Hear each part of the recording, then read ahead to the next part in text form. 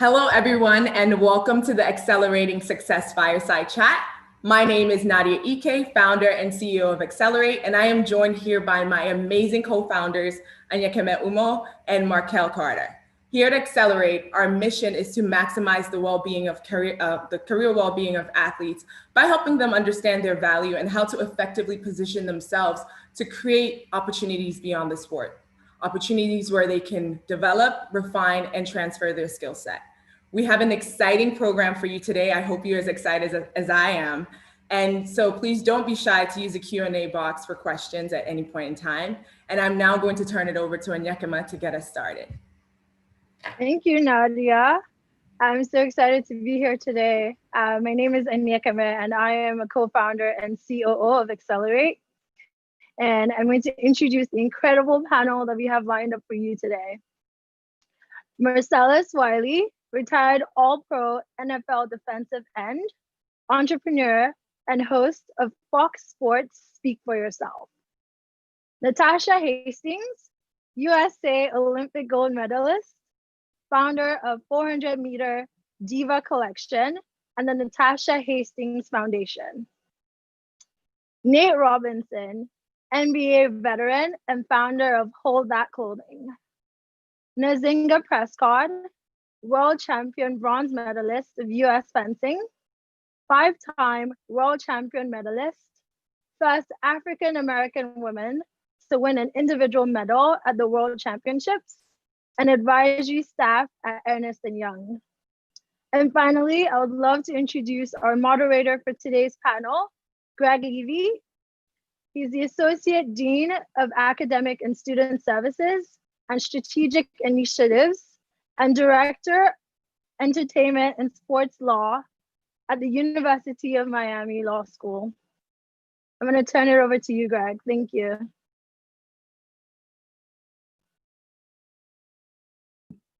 Thank you so much. I'm honored to be here with all of you today in this virtual space and to be in the company of these incredibly talented and accomplished panelists.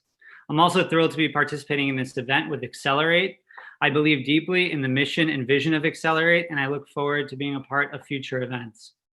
A quick roadmap to our conversation this afternoon. I've grouped our questions into 6 categories that I will hope provide some structure. So first, we're going to talk about defining your brand, then building your brand, leveraging and protecting your brand, selecting advisors and mentors, navigating opportunities that may come your way, and education. We'll take a few questions from the audience at the end, so please feel free to use the Q&A chat at the bottom of the Zoom webinar. So let's jump right in. Let's talk about defining your brand. For each of the panelists, how do you each define your personal brand and how has it evolved over your career? Natasha, do you want to start? No, I was sitting over here thinking he's going to call on me first. I truly, number one, try not to overthink it because that is just the name of my game. I call it analysis paralysis. But mainly, I want to make sure that I remain authentic, that my brand represents who I am, and I am one that is very, my reputation means a lot to me.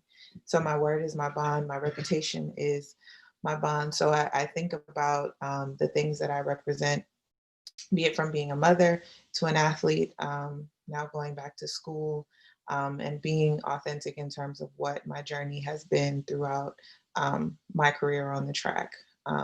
So that entails some beauty, that entails some brains, but then it also entails just the honesty of my journey in terms of the good days and the bad days. And I make it a big part of telling my story to also tell the not so good parts of the stories, because I think especially in this day and age, everyone wants to talk about their successes, but I think being able to talk about your failures and what it took to come back from those things makes for a more authentic and something that people can relate to. So it's really just authenticity and honesty throughout everything else that I'm doing, whether it be on the track or through my businesses or the things that I want to move on into. Great. And Nzinga, how about you? Yeah, for me, I would say a lot of the same. I think it's been really, I think part of the athlete life is like promoting yourself. It comes with like the territory of being in sport. And I think especially Olympic sport, because it's considered amateur, you're not part of a professional league that's paying you like a significant salary. So it's on you kind of to figure out a livable income.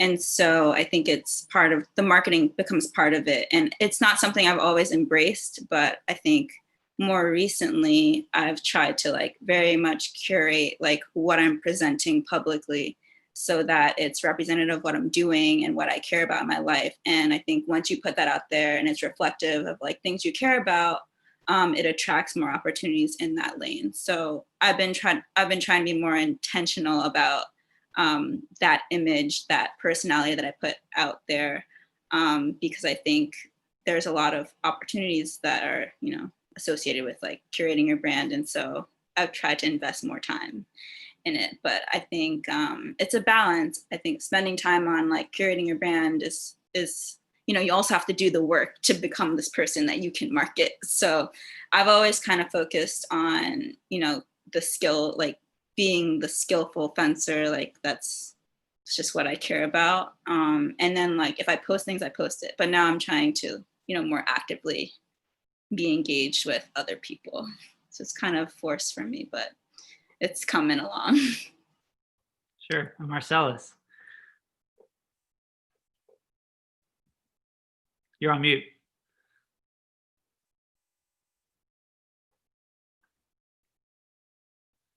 Marcellus, you're on mute. On mute? Okay, I'm on mute now. You guys hear me now? Damn, Yeah. I was dropping bombs too. I was over breaking down. Okay, but no, I love what I heard in terms of borrowing from both of you guys in terms of authenticity and an intention. Those are certainly essential ingredients for a brand, but my brand doesn't represent me. I represent my brand. So I don't curate, which probably does my brand a disservice. I am myself and I will present me. As Natasha said, the highs, the lows, the lefts, the rights. I just really try to give an honest portrayal of my existence, and my experience is my expertise. So no matter what the circumstances, no matter what the environment, no matter what the conditions, no matter what the questions, I really just try to go into my own experiences and bring those out and convey them. So it's interesting, we're getting into a world where obviously you can monetize a brand, and as dedicated you are to your brand is as profitable your brand can be to you. And it's an interesting time, and it's an interesting play for those who portray their brand, but there's something about persona that still rubs me the wrong way. I'm more into character. I'm more into, as I say, love and leaders, not likes and followers. So I'm old school. I wasn't raised this way. So I'm one of those guys who's still trying to go in the house and play the Nintendo with these kids, but at the same time, I'm the old man on the porch saying, get off my lawn. So we'll see how it plays.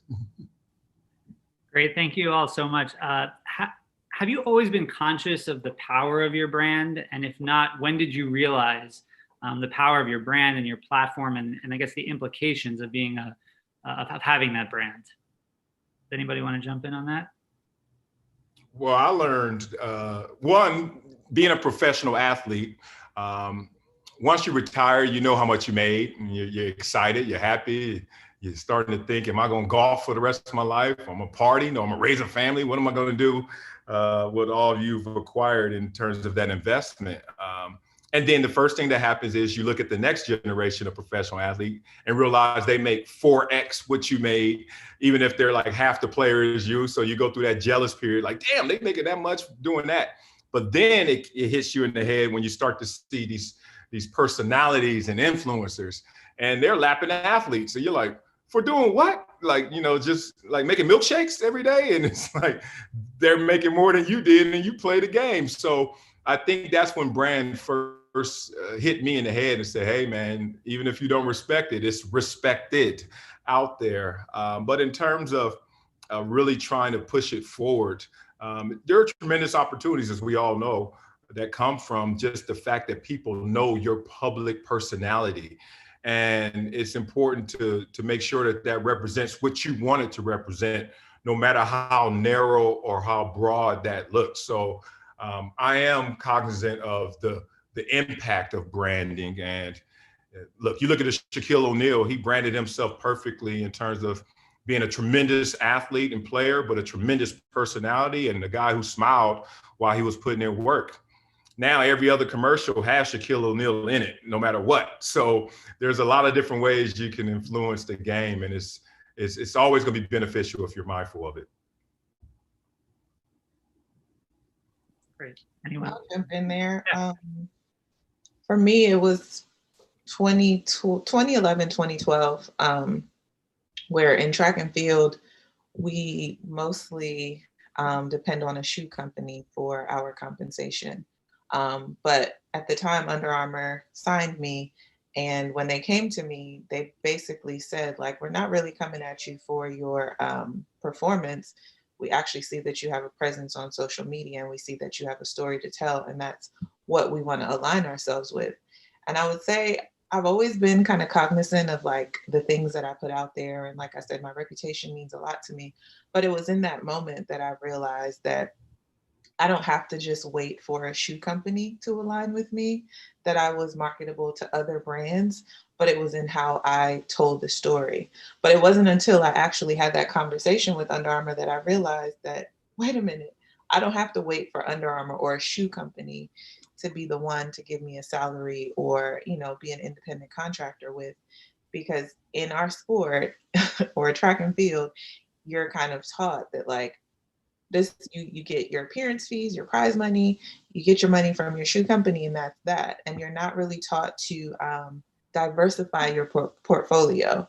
And so it was in that moment. And I think that this generation, I mean, I remember Facebook started while I was in college, and social media has just grown since then. And it's really grown to a place that you can literally create your brand from start to finish on your own. You don't have to wait for a big machine to come behind you and be the one to sell your story. So it really was like having that encounter, but understanding that at that point that I didn't have to wait for someone. I could tell the story myself and create the campaign in itself. Yeah, similar to Natasha, I'm in a smaller sport than track and field fencing, so we don't even have like a shoe.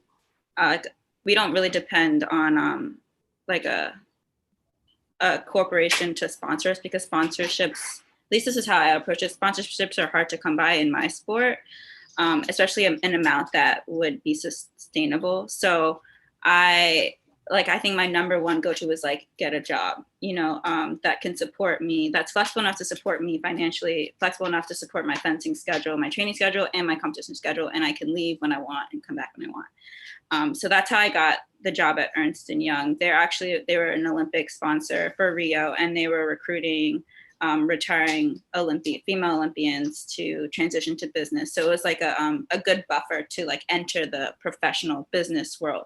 And then I kept fencing, and they were very accommodating and stuff. It wasn't until I stopped fencing that I realized, I don't really want to work 9 to 7 every day. I don't want to have this like really redundant life of like doing the same thing, sitting at a desk all day long, staring at the computer all day long. I miss people. I want to travel.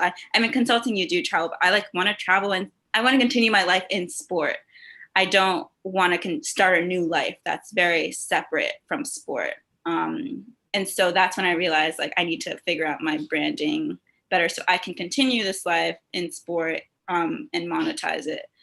So that's kind of when I like started taking it more seriously. And then also I had more time to dedicate to marketing, to like creating something from nothing. Like I think what Natasha was speaking about, like starting cosmetic line and like your foundation, I think it's so admirable, because like you don't have to wait for anyone. You don't have to wait for a sponsor to approach you. Like you can make money, figure out how to make money on your own. And I think once I left sport, I realized my value more, because I was more immersed in like people outside of sport. I think when you're in sport all the time, it just seems normal that you're like, you know, a successful fencer, successful athlete, because you're around a lot of other successful athletes and it seems really normal, but when you enter the real world, it's not.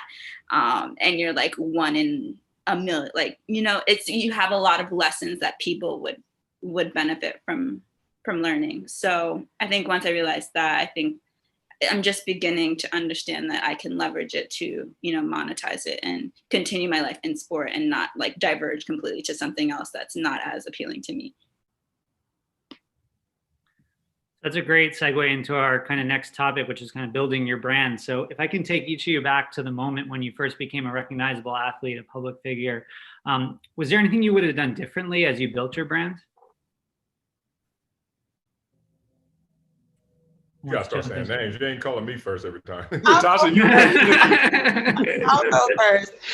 And it was, and that's, Nzinga, thank you for bringing up my foundation, because that's one of the things that I do talk about is just knowing my self-worth. And like I said, in track and field, we were just taught you go and you win medals and then everything else happens. But yes, great things happen when you win medals, but if you're not creating the story, if you're not creating the campaign, while you're working on those things, when those things happen, you're then playing catch up. So you always want to be prepared. You always want to be ready so that when that moment comes, you're ready to take off and capitalize on those moments.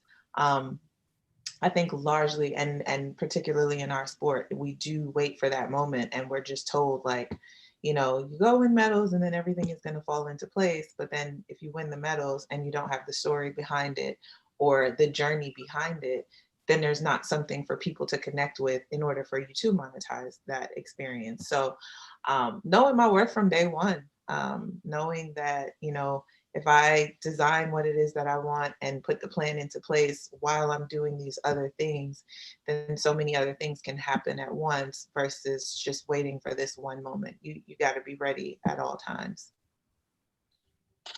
Nzinga, do you have anything?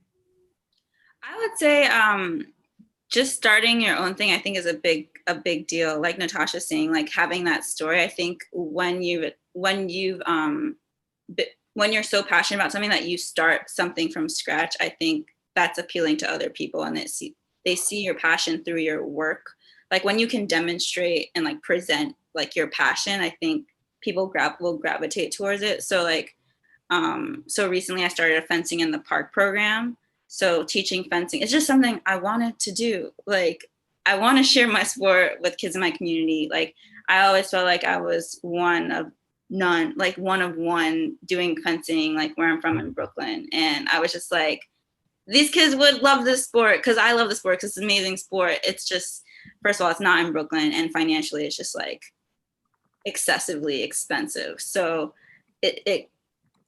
there's so many barriers to entry in my sport. So I started a program in the park just teaching fencing, and I really just it's just what I wanted to do, but it became something bigger, just from passion. And I think that could be, I haven't yet marketed it so well to monetize it, but I think it could be something that, you know, is my primary like job in the future, like something like that. So I think just getting started is really important. Any little way. I started 1 week before. I decided to do it, and then next week I was doing it, and then it's just grown and evolved from there. So I think just getting started, just doing it is just do it. How about you, Marcel? Yeah, I'm glad I heard the word story, because that really hits home for me. I think when I first got recognized as an athlete, actually, you know, all of us kind of youth level, you just walk around the neighborhood and, you know, you start to feel that human capital from your accomplishments and people recognizing you. And that helps you have self-esteem and grow in identity and have a discipline, and more importantly, a path, a goal for me. So I think my story, I actually benefited off my story before brand was the popular word. I think I did benefit off of brand. I tell you this in story. Ray Lewis, everyone knows Ray Lewis, tremendous Hall of Fame linebacker. But by the numbers, there was another guy who played one more year than Ray Lewis and had pretty much the same numbers, but didn't have the story.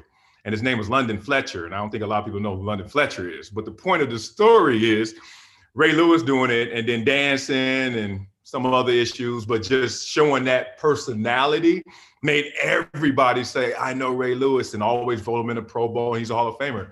London Fletcher sitting there doing the same exact thing. And I don't think he's going to be a Hall of Famer, and only 4 Pro Bowls versus like 16 or something. So the point of it is that story helps. And right now I tremendously benefited from my story of growing up in inner city Los Angeles, Compton, South Central, and going to Columbia. Then I play in the league, and I loved how Zinga was saying she was one of none. I like that more than one of one, because in the Ivy League and then translating that to the NFL, it felt like I was one of none. And so it just gave me a story.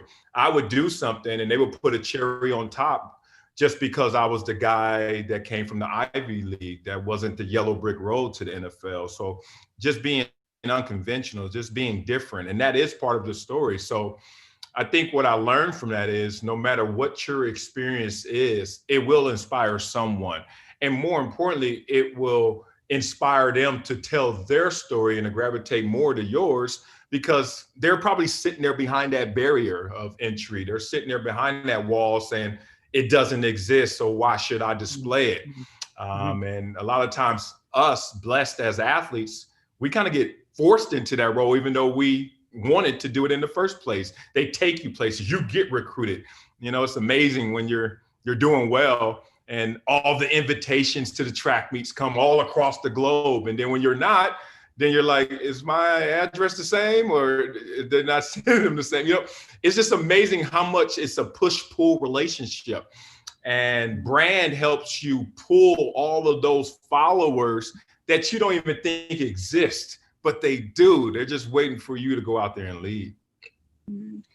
I like what you said about stories, and I feel like everyone has a story. It's just like you have to know you have to do some reflection, like some very intentional like introspection to understand this is what makes me different. This was actually a struggle for me, even though it just was something you were living through. Like, this is a struggle. Someone can learn from this situation I had in my life.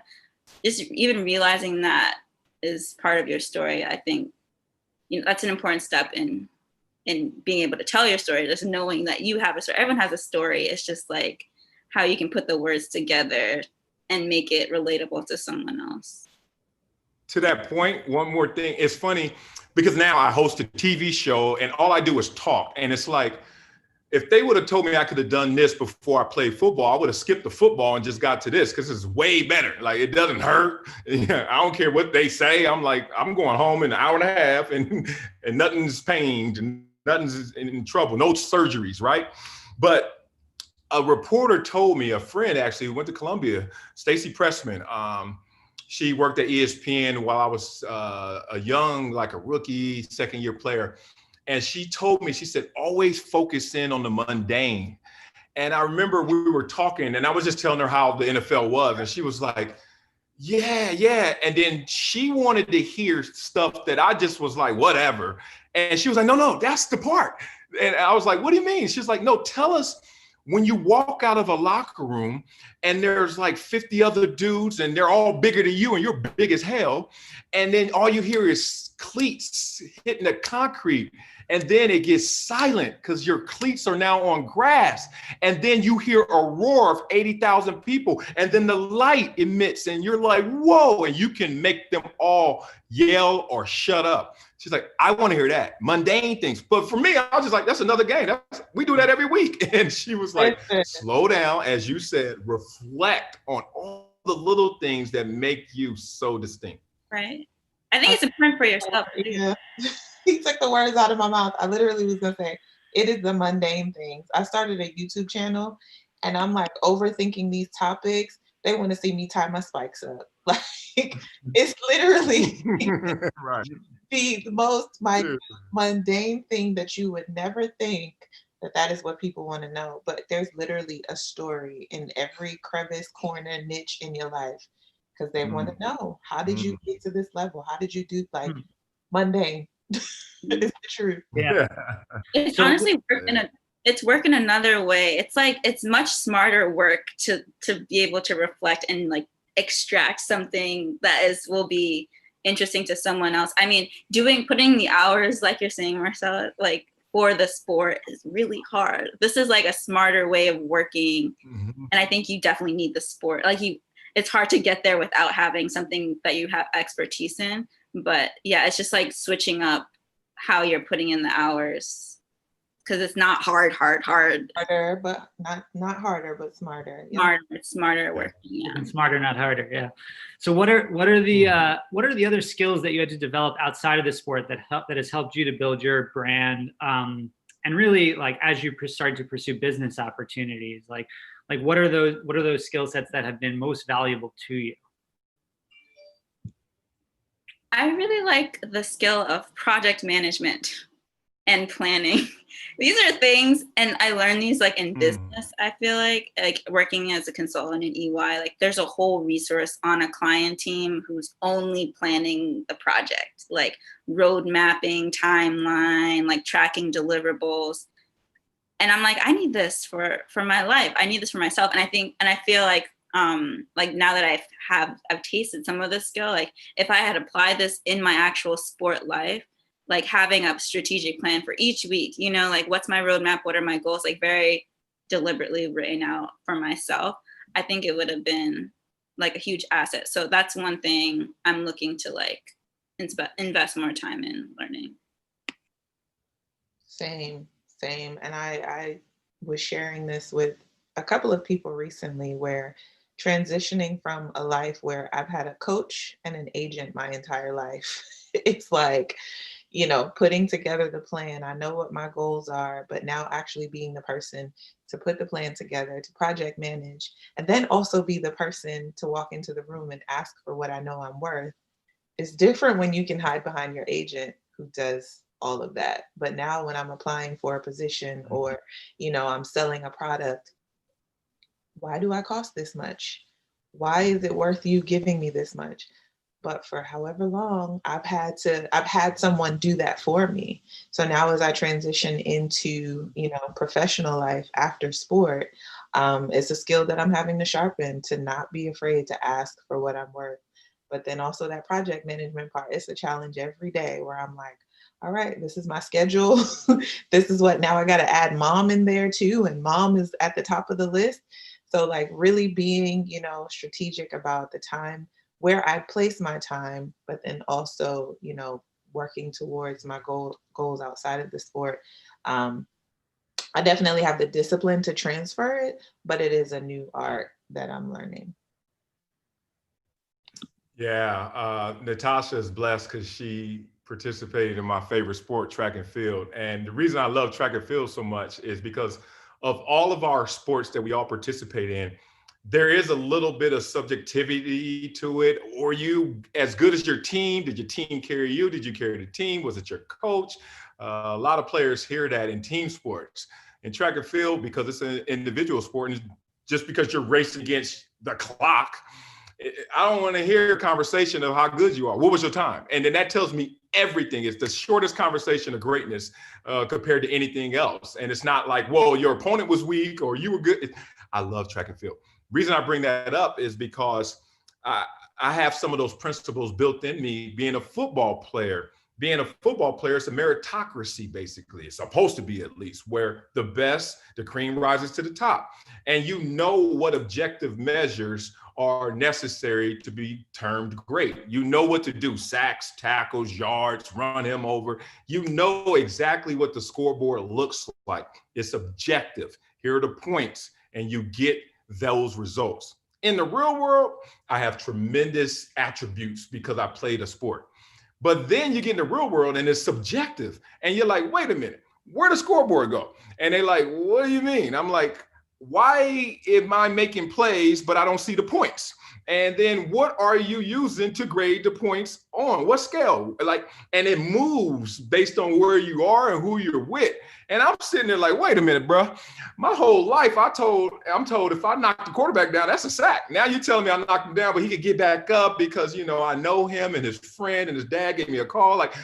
That doesn't happen in my world. So pliability, the ability to transfer what I have, but to something new, and to be elastic enough to keep this, but to learn that. That's kind of the thing that I had to learn as a retired athlete. Be pliable. And it's a different belief in team when you're in this real world, because as Natasha was saying, like, you have an agent, you got a manager, you got all these other people doing their thing. You get into this world experience without sport, and it's just like, I believe in you, but since I don't know exactly what the scoreboard is, I don't even know what to believe in. And it just seems like it's a different mental makeup, but you learn trial and error and you get there. I think it's empowering when you don't have that coach and the agent directing, because like you know what you're capable of. And I was even in my sports when I was fencing, I feel like I relied too much on my coach, and my coach is an expert in what he does, but he doesn't know me. He doesn't know like where my hand sits. He doesn't know like the moment that I can get away like better than I do. Like he doesn't know the specifics, the details of like my body the way I do. So when he tells me something, it's like, I still have to apply it, and I know best like what I apply. So I think when you leave sport, it's really empowering because it's only you to decide now. Mm-hmm. So it's all you. And it was always all you, but you had this second person who was like advising you some, but now you don't have that. So it's like fully dependent on you. So I think there's a learning curve, but also it's just, I think, very powerful when you do get the hang of like being your own CEO. Yeah. Well, great answers. Now kind of moving on to like leveraging your brand and protecting your brand. I want to talk a little bit about intellectual property, and particularly name, image, and likeness, right? So as public figures and as athletes, you work with companies, they use your name, your image, your likeness to associate with their products.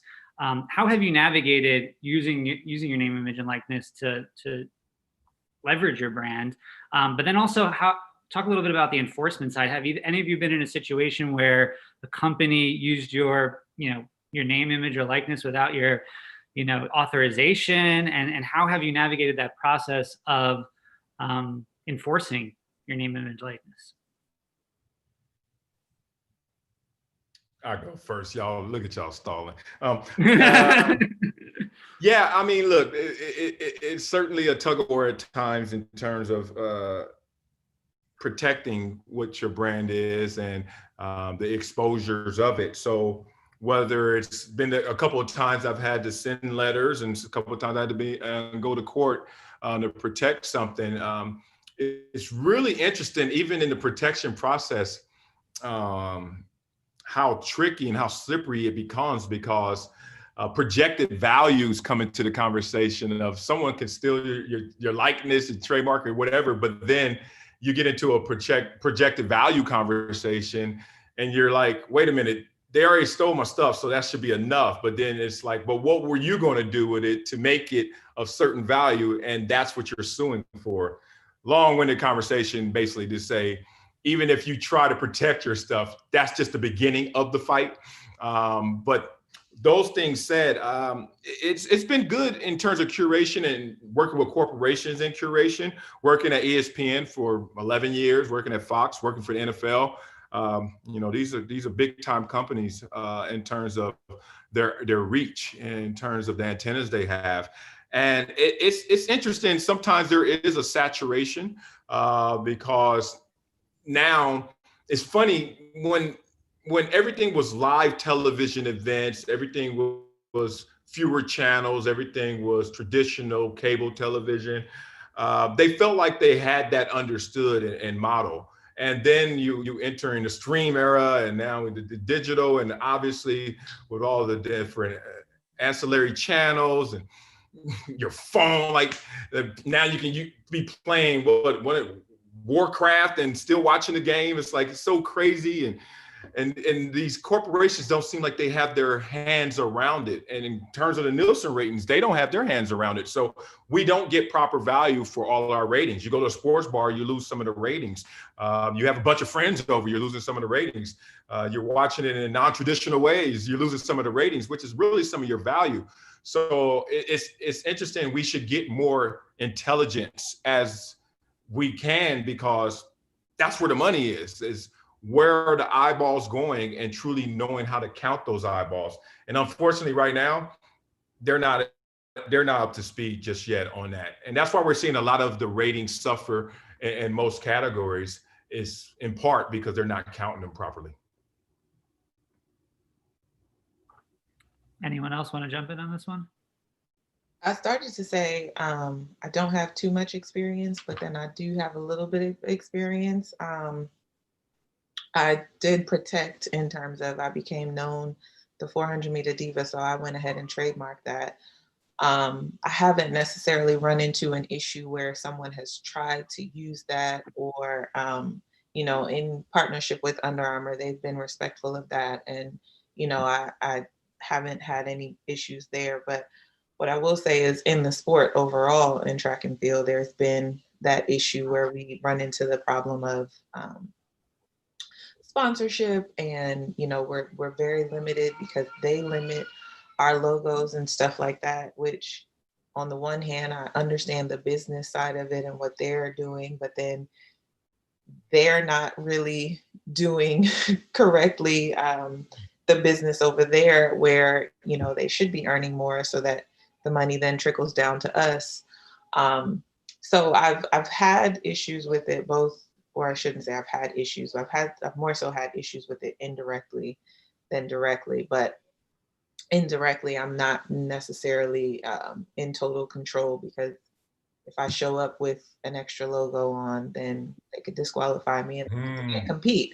So there's that part of it where it's like my hand is forced. I have no choice but to, either I comply or don't compete. But then there have been the issues or the instances personally where I have taken the steps to at least trademark what I know is mine. But I haven't had any issues with anyone stealing anything or licensing or anything like that. Nobody messed with Natasha, that's right. I would say I don't have too much experience. I have a couple instances, but I would just say to have handy a resource who can help tell you what your rights are and who can defend you in that process. Because I think there are instances where something happens, you feel wronged, like that wasn't supposed to happen, but you're not exactly sure, and maybe you won't follow up with it with anyone. I think it's much easier when that instance happens to have someone in your corner, a dedicated resource who you can ask, like, was that appropriate or not? And then they can tell you, no, it wasn't, like, let's move it forward.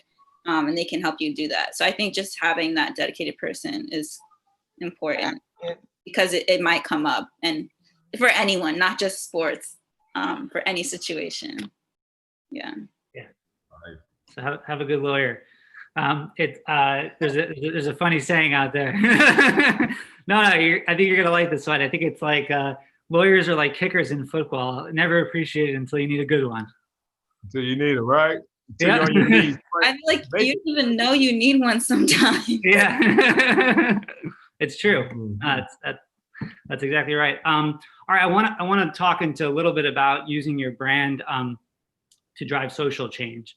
So, this week, in the wake of senseless shooting of Jacob Blake, we saw the Milwaukee Bucks lead an inspiring strike, which was followed by other leagues shutting down, walking out, canceling games and practice, as sports took a collective and powerful stand in the fight to eradicate systemic racism. NBA players reached out to President Obama for advice, where they discussed ways in which they can use their platform to create sustained social change. The result of in the NBA was this commitment of the league and owners joining in with the players on a number of tangible social justice initiatives, including working with local election officials to use arenas for polling locations and to create greater access during this pandemic. How do you each use your brand platform to drive social change, or how do you think athletes should or can use that platform? Nzinga, do you want to start? I know you've done a lot in this space. Sure, yeah. For me, I think it's become more of a natural transition for me to take on more something like activism, I think what people would call it.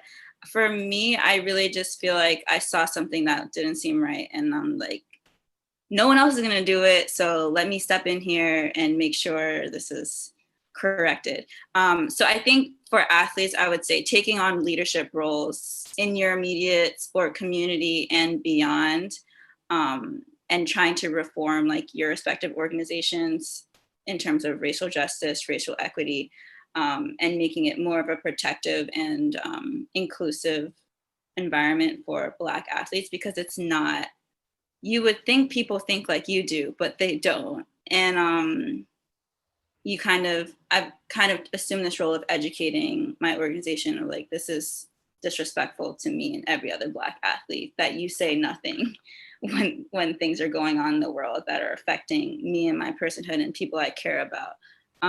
So I think, first of all, just speaking up is number one, and then being part of the change and leading that change, because I honestly feel like a lot of the time, if no one else is going to lead this, it's not going to happen. So I think being that leader, and I've been assuming more political roles in sport, and I think it's a natural transition for me because I'm not competing anymore. And so that's where I feel like I'm most valuable, to try to like transform my organization, like in terms of culture and being more racially aware and inclusive, and fostering more of a community of belonging for the Black community.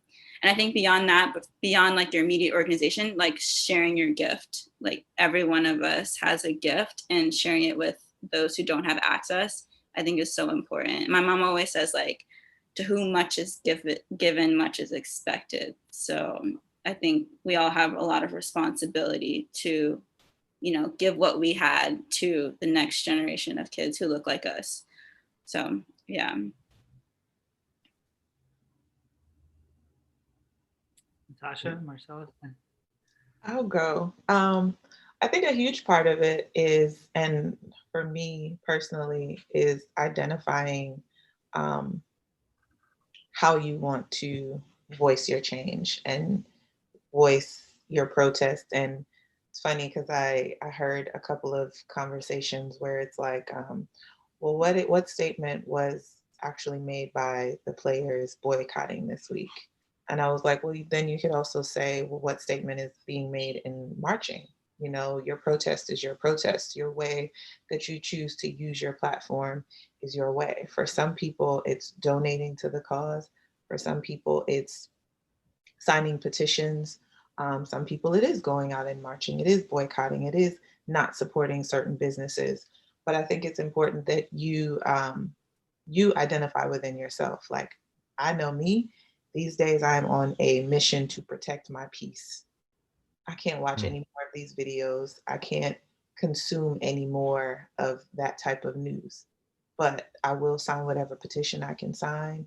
I will donate to whatever fund that I can fund. I will use my platform in whatever positive way that I can use it to push the initiative forward.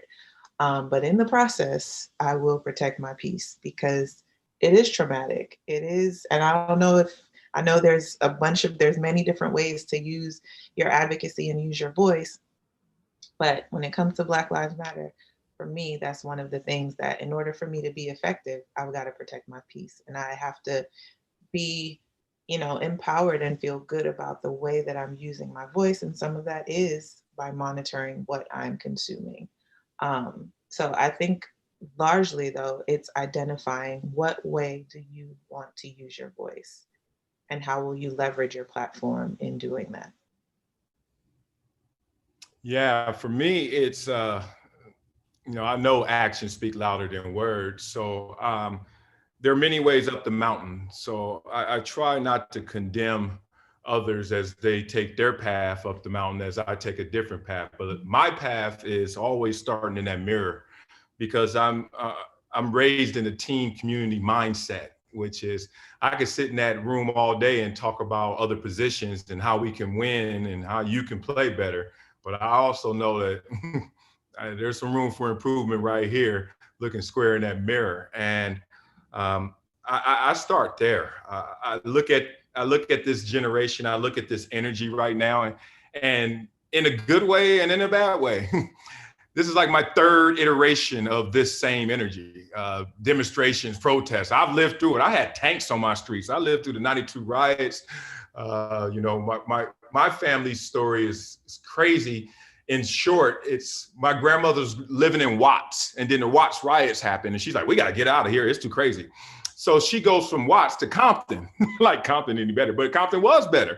And she goes to Compton, and then, you know, Compton turns into NWA and all that. And then my mother's like, okay, she has me and my sister by age 19. She has 2 kids. And she's like, I have to break the cycle. My mom, straight A student, 6'1", 170. Mom has some athletic skills, all that. She was just like, forget that. I'm gonna raise my family, but I'm gonna move. So she moves from Compton to South Central. Like that's like we moving on up, but we ain't moving that much, but we getting there. And she just dedicated, her and my father dedicated themselves to raising us and character.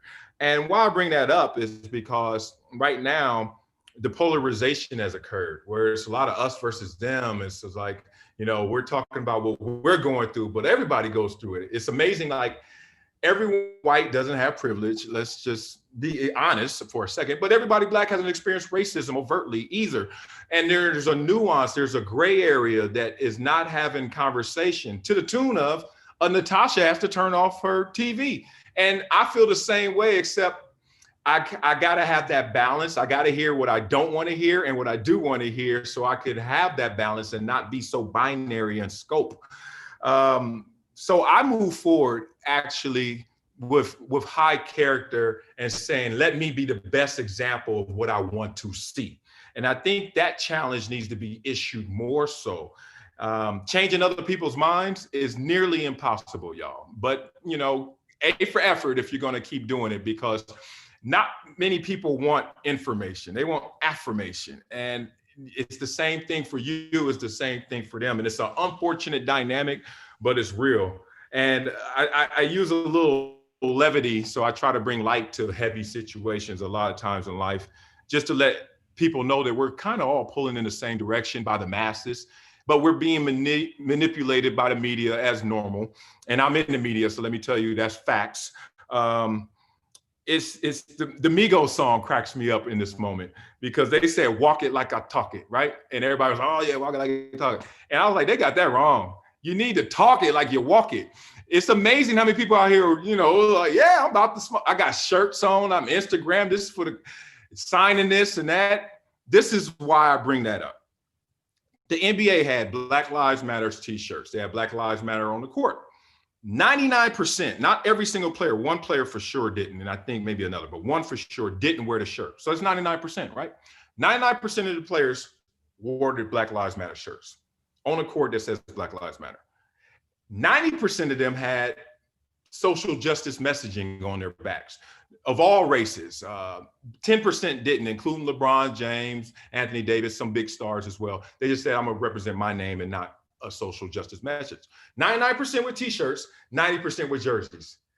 Do you know that Doc Rivers went up to them during the boycott and said, why is only 20% of you guys registered to vote? Talk it like you walk it. You're not registered to vote, but you got the shirts on, you're wearing the jerseys, and you're saying you're all in. All I'm saying is, I'm not even going to smack you down. I'm just saying, balance it out with what you're really doing and what you're trying to show. Thank you. Drop the mic on us there. I'm registered to vote, though. There you go. Local and federally. And voting's not going to change at all. There's not a legislation in the world that's going to eradicate evil. There's not one. Like right now, think about it. Everyone knows if you murder someone, here's your chances. A long time in prison, forever in prison, or they're going to execute you, and people still kill. I just want people to understand that no matter what you think of in terms of justice, we are born with a duality, and no one wants to talk about this. See, this is why I go to a place. People are like, whoa, I'm out. I just wanted to say hi. We're born with that duality. The angel is trying to beat the devil all the time, and this one has to win more than that one. But we all have a duality. My boy used to say, play your 10 lowest moments in your life in your head. The 10 worst moments you've had in your life. He said, play them in your head. Now, put them on projection, and so the world can see. Now talk from that position, because a lot of times we talk from the position of you don't know, or like the players were, you don't know, we ain't registered to vote. We just out there talking to smoke. Talk from the position of where you really are, and then close the gap to where you really want to be. I think we all would be better if we could do it that way. All right. I know we're running short on time, so a couple more questions, but thank you so much for sharing your thoughts on that. Next is about advisors. There are so many stories of individuals getting ripped off on business deals, defrauded, taken advantage of. How do you go about selecting advisors and individuals to work with on business opportunities? I'm learning. Same. And the thing that, I mean, I think as individual sport athletes, that's something that I talk about. That's not to say that I don't have mentors. And I think sometimes we feel like mentors always have to be like someone that's 25 years older than you. Sometimes your mentor can be your peer.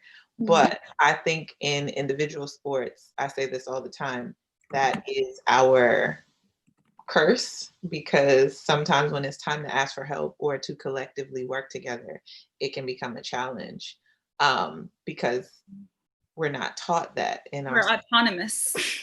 Exactly. That's what I want to do. Exactly. So that was a part of the conversation that I wanted to sit back on, because I'm still working on getting mentors and leaning into and trusting those mentors. I think applying your mentor to specific lanes, like work streams, is really helpful. Like, I think one mentor helps me with like political leadership, like being involved in boards, being involved on councils, all very new to me. I don't know it well. So someone who's in the organization and knows how it operates, I think, is one type of mentor for me. Another type of mentor is just like a leader, learning leadership qualities, like how you hold a meeting, how you like introduce everyone, like what kind of like the program management, like that's another kind of mentor. A career mentor, like what's everything you want in your life. I think there's different lanes for mentors, and I think I'm just figuring out like, when do I call on this person when I have this kind of problem, like defining who's that person who can lead me when I have this kind of issue is what I'm kind of like trying to navigate right now. But yeah, it's cool, because I think something that I think is cool when you're an athlete and you've had a lot of success is people want to help you, and they gravitate to you. So it's a matter of like figuring out when you need what person and for what situation, like organizing your contacts. Yeah, for me, it's what my coach told me, just the fear of the unknown when I was going from college to the pros. And I was just like, man, everybody's going to be coming at me wanting a handout, and how you figure this out, everything from lighthearted things like, when I meet a new woman, does she want me for my money, or is she like, am I actually cute? You know, that stuff. My coach was just giggling. He's like, look, listen to people. They'll tell on themselves.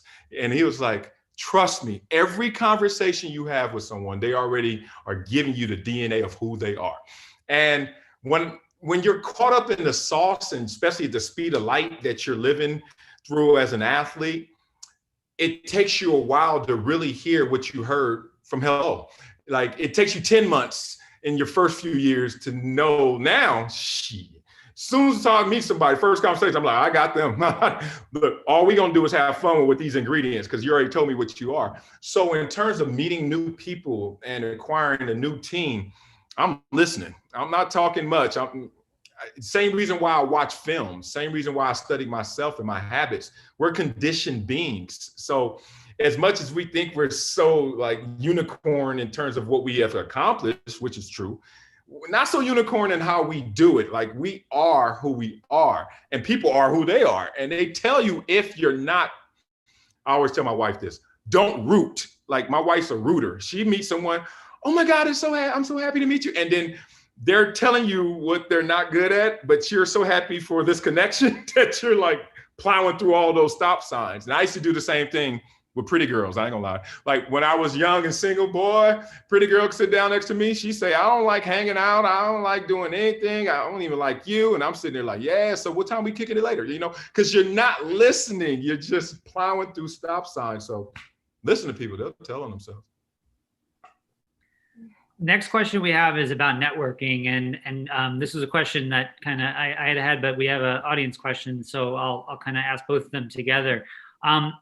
Were there, as a professional athlete, you know, you get so many opportunities, particularly thrown your way. Were there things that you wish you would have done differently in terms of developing your network at the time when you were, you know, let's say at the peak of your career? And then kind of, I'll put that together with the audience question, which is, what's the best piece of advice you can give a college student on how to make connections now as they're thinking about building their brand? Natasha, do you want to go first? Man, I would say that I guess regret, but something that I think I learned soon enough was understanding the value of your network. And sometimes you are in a room, and so I guess it's also kind of piggybacking a little bit off of what Marcellus said, and that in my athletic career, I've been fortunate enough to be in certain rooms that you kind of take for granted that you're in those rooms. And you never know how later on you might, you know, Michael Johnson was my first agent. Hey, MJ, I might need you for XYZ, or, you know, Bobby Kersey was my coach. But knowing that I'm in these rooms and that you may never know how you're going to need that person later on. And so I always think about, I share this story that if I'm on a photo shoot with Under Armour, down to the person who's making my lunch, I'm cognizant of how I'm treating that person, because you never know how you might need someone down the line, how you might need someone to speak up for you in this instance that you need this gig or whatever the case may be. So understanding the network that I have, the people that I'm around, not being the person in the room. I'm an introvert by nature, and I would love to just sit in the corner and not talk to anyone, just enjoy my cocktail and observe everyone.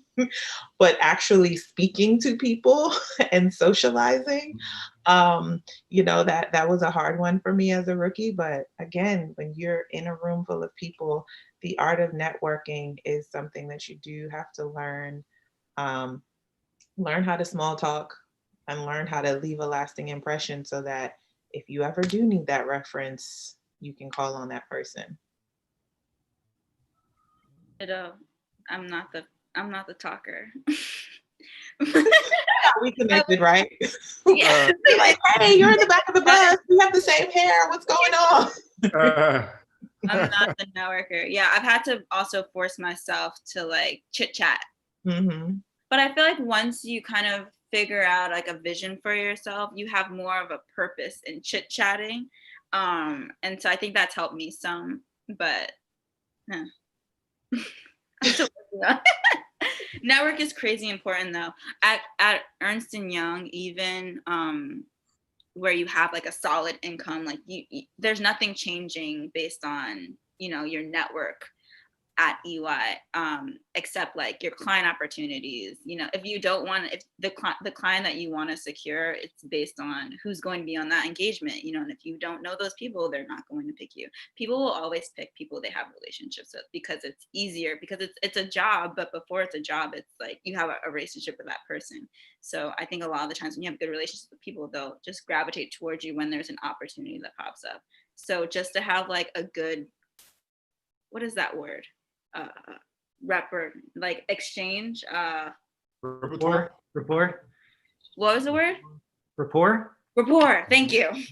Like having good rapport with people, that they just like you, they like to be around you, I think is really important, because when they see an opportunity and then you have the skill that fits that, I mean, there's always gonna be lots of people with that skill, but they liked you, so they'll pick you. So I think it's just be approachable, like a person that, you know, is easy to work with, to have fun with, to chill with, like. Cool. Right. All right, the last question, audience question. As an athlete with no work experience, what are some steps you would take to maximize your professional brand? Marcellus, do you want to kick this one off? Yeah, to bleed that last one and this one is just Coach used to always say, don't say hello when it's time to say goodbye in terms of networking. Too many people wait too long. And then it clicks in, oh, I need people. Human capital is as important at times than financial capital. Like if you can make a call and get it done and you don't have to spend your own money and invest into things, human capital is a huge thing I wish more people took interest in. One of the things that you can do, Natasha talked about it, being in a room with people. I was so blessed to go to an Ivy League school because not a single player was thinking about going pro, but they all were thinking about being successful. So their mindset was, how do I climb up that mountain without using my body? I'm gonna use my brain. And it just, through osmosis, made me always look at playing the sport as just a means to an end. So networking, I used to call it working the net, because we used to always have our city meetings. So there's season ticket holder meetings and big, huge luncheons at these ballrooms, these big galas, and the mayor's there, and all the CEOs and the network and the locale was there. And every player had to sit at a table with like 8 other CEOs and VPs.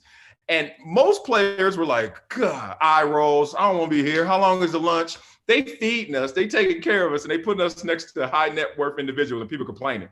But because of my experience, I used to always be pleasant, engaging, even if I didn't really want to, just collecting business cards. I would walk out of there with this stack of business cards. And this is what I did. I went to my little cousins. I say, look, I give you some money. All you need to do is send this letter. I wrote one letter and I said, cut and paste this. And basically it said, nice meeting you at the luncheon. If you ever want to go to a game, 2 tickets are waiting for you at the will call. I sent that letter out hundreds of times. Not one person ever took me on that offer, but one person did say, if I do, one person responded, everybody was like, I love this guy. And every time I saw him, whenever you need me, you have my information, just hit me up. So I had human capital. The point of that was, it's really easy if you put your mind to it. It's not the most difficult task. You just got to make sure that you're engaging others because you want to be engaged, and do it in an authentic way. Don't try to fake the funk. In terms of raising, the question is raising an athlete. My kids. Without, it was as an athlete with no work experience, what are some steps they can take to maximize their brand? Oh, maximize their brand. Like the beauty is the barriers of entry are few, if any now. Like every time someone walks up to me, he's like, I want to be on TV. I want to host a show. I want to do a radio show. I'm like, what's stopping you right now? If this was 1999 or 2005 when I was coming out, maybe I could hear that conversation. But now, grow your audience. Your audience starts with one. You know, it's that simple. Get on Instagram, YouTube, whatever it is. Go to Guitar Center and save up and get a podcast center. All these things, instead of the next pair of Jordans, get you the little podcast center that they sell at the Guitar Center, upload it to any of these outlets and get rolling with an audience and speak your opinion. I think that's, to me, the smartest way. And it doesn't, like Zinga was saying before, it doesn't take anybody to support that. You just need to go out there and do that. I think also understanding not to minimize your athletic career work experience. I'll never forget, I had to create my resume for grad school. And I was like, so what do I put on this resume? I've been running track for 10 years. And my girlfriend who helped me do my resume, she was like, and you put that on there and you zhuzh it up and you speak the language that the school needs to hear. But what you've done in your sport is work. And there are things that you've done within sport that you can now transfer to your life after. And I time and time again, I have minimized what my experience has been, but I've been working. It's been a different kind of work, but I do still have things to add on my resume. So I think, you know, also understanding that you don't have to minimize what you do. You just have to know how to tailor it for whatever that person or job or whatever is looking for. Mm-hmm. Yeah, I agree with that. I feel like I minimized for a while too, and now I'm understanding more of the value. I think Ernst & Young, like where I work now, they recruit athletes. Like they see the talent and they see the value of athletics. So I think keep investing your time in your sport. And then I think something I wish I had done more of is just like have more one-on-one conversations with people you come across. Like, what do you do? How did you get there? Do you like it? Do you wish you did something else? If you wish you did something else, what is that? Is all your income from there? Do you have passive income? Like those kinds of things are just to have ideas brewing of what you could potentially want for yourself in the future. I think that's helpful. And when you're young, I think that's a good step of like to kind of have a loose guideline of what your vision for yourself would be. Great. Nzinga, Natasha, Marcellus, thank you so much for this conversation. I'm going to turn it over to Markel, who I believe is going to close us out. Yeah. Hey, everyone. As Nadia mentioned earlier, my name is Markel Carter. I'm the CMO of Accelerate. First and foremost, Greg, thank you so much for being our moderator today. Really appreciate it, and you did a great job. On behalf of the Accelerate team, I'd like to say thank you to our panel of pros, or our accelerators as we call you, for joining our webinar. As we all know, experience is the greatest teacher, so we appreciate you providing us with some of the knowledge you've accumulated over the years. As for our attendees, welcome to the Accelerate family. We hope you can take something away from this webinar that'll help you along the way in your journey for sure. Make sure to stay tuned to our Instagram page because we'll definitely be providing updates on new content to help better prepare for life after sports. With that being said, thanks everyone and have a great rest of your day.